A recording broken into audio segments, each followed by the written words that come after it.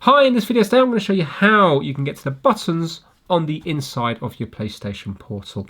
If you've spilt a fizzy drink or something on them, you might find that they're all sticky and they're not working properly, or they might be bunged up with dirt and grime from the use that it's had. Now obviously, to begin with, try to clean it from the outside here, because if you can clean it from the outside, it's going to be a lot easier than taking it apart. But if you have to get into it, this is going to show you how to do it. Now it is possible to get to the little flexible circuit board itself. The problem is we can't actually get to where it goes to unless you want to get involved with taking off the screen. In this video I'm not going to show you how to take off the screen because you do risk damaging it. This is purely taking off the shell so that you can get under the buttons and also clean around the flexible circuit board. Right, let's get started. To begin with, we need to take off these black plastic things here. So get your nail under there or a pry tool. The tools you're going to need in this video are a metal or a plastic pry tool if you're worried about damage, and a little crosshead Phillips screwdriver. So take those bits off there. You can pry under there if you don't want to damage your nails, and we're going to work our way up like so and take that off from there. Comes off nice and easy. And this one here. Now this has been apart a couple of times before, so you will find that your clips on yours are a little bit stronger and harder to undo the very first time you do it. Right, that's that. Now we're going to take off the L1 and the R1 button. So I'm going to go down on the trigger, I'm placing the tool underneath the button, and I'm just levering up. I'm just giving it some support from the top to stop it flying off across the room. And the same on this side here. There we go. Now we've got two screws here, and we've also got two screws here, here and here. You might find one of the ones at the bottom is covered in a little bit of white sticker, just goes through the sticker. So these are tiny little crosshead screws. Good news is all the screws are the same, so you don't have to worry about keeping them separate. Next, we're going to grab our pry tool and we're going to start prying up from here. We need to take off this white plastic that goes all the way across the back. So I'm just loosening it from here to begin with. But what we really need to get to are the clips here to fully release it from here. So I'm going to go in near the volume buttons, force down there and go out. It does feel like you're going to break it. And I'm going to go next to the power button here and again in here and force out. There we go. And now I'm going to work my way along, just clicking it out as I go. And I'm going to do the same underneath. And it all comes off. You can see that there's loads of clips all the way along here.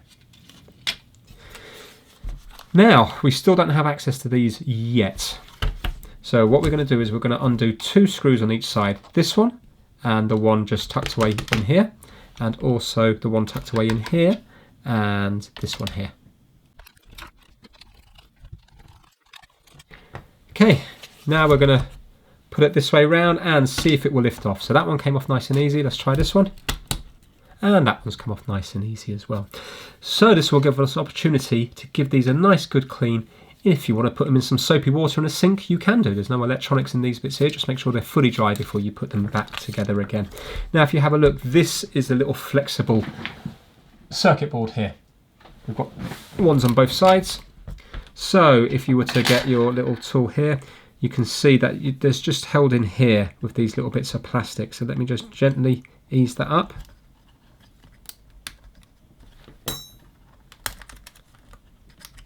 There we go. So we can give that a nice good clean on both sides.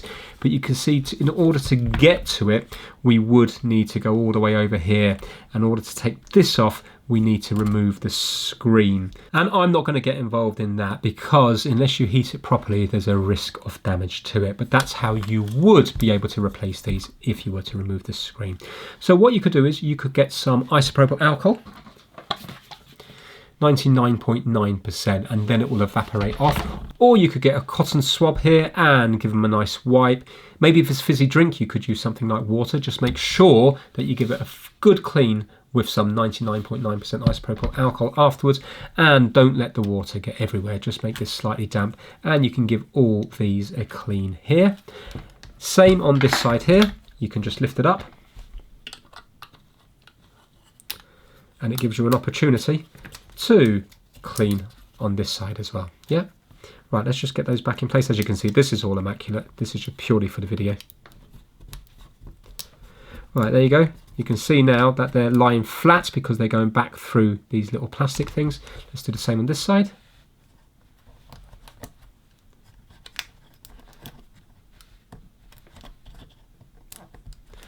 There we go. Now, let's get to the buttons themselves. So, all we've got to do is take off this rubber membrane, and then we can knock all the buttons out. And also we can take out this one here. You can see it's got a little connection just here. So let's just lift that off and that pops out. So you can get a toothbrush and cotton swabs and you can clean all in here. Make sure you get rid of all the gunk and grime and you can clean each of the buttons up. Yeah. And also you can clean up these as well. So now to put it all back together, first of all, we're just going to pop this one back in. Like so. Make sure that that plastic is down, which it is.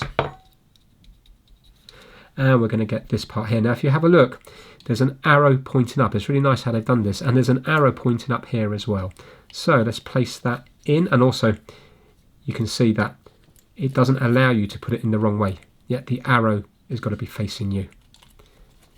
That's in like this. And with these, even if you don't remember where the button goes, they'll only go in one way. So you can see they're all keyed. So I know now by looking at it that it has to be this one here. Yeah, even without looking at it. And with this one here, you have an arrow pointing up again. And look, we've got 4 posts here and 4 holes. The holes go over the posts. So do it so you can visibly see the white of the posts. And there we go. That's how you do that one there. Nice and easy. And this one here is the D-pad. So we're going to take this off here, take the D-pad out, and take this out here. And again, it gives you the opportunity to give it all a nice good clean in some soapy water or whatever you want to clean it. Just make sure it's all fully dry before you put it back in. Now, when you get to put the D-pad back in, can you see it's keyed again? We have this bit here and this bit here. So we know it can only fit in this way. And let's pop this in again. And push it down. With this here, again, we have an arrow pointing upwards. So don't put it sideways, put it so the arrow is pointing up. Can you see the mould in here? Shows the arrow pointing up on the actual white. Nice little touches. Makes it more repairable. And again, we have the white posts. All visible there. So that's it. It's just a case of putting it back together now. So we're going to be putting this on here. You can see that there's a post here, goes into that hole there. So that's how you line it up. And you can feel it goes in and the buttons just feel nice. They feel good. Again, post here goes into that hole there.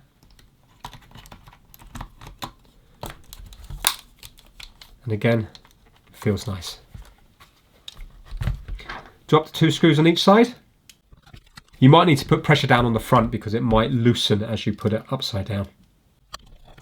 Give that one more check. Feels good. And that feels good as well. Right, we're going to get this back part. We're going to line it up. These top bits go on first, so just kind of hook them round the triggers like so. And hopefully it will all fall into place. Like that and like that, and let's give it a nice good click.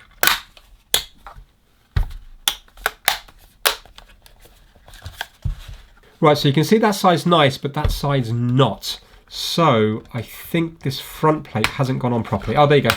Now it's gone on. Yeah, I just pulled it out a little bit, pushed it up a little bit, and sort of manhandled it into position. That's good.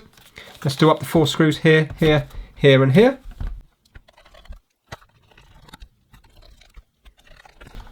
And we're going to line up R1 with R2. It only goes in one way. Make sure you can read it from the top.